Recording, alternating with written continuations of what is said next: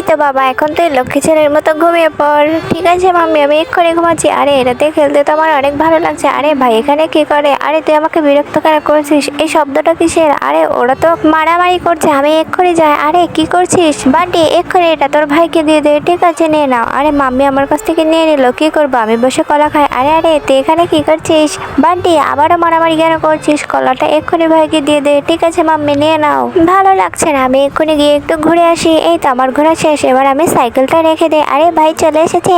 তোর হাতটা কেটে যাবে, আমাকে বিরক্ত করিস না, সরে যা। আরে বান্টি ওকে ওরকম মারছিস কেন? তুই তাড়াতাড়ি ঘরের মধ্যে চলে আয়। ধুর, আমার ভালোই লাগে না, আমি এখান থেকে চলে যাচ্ছি।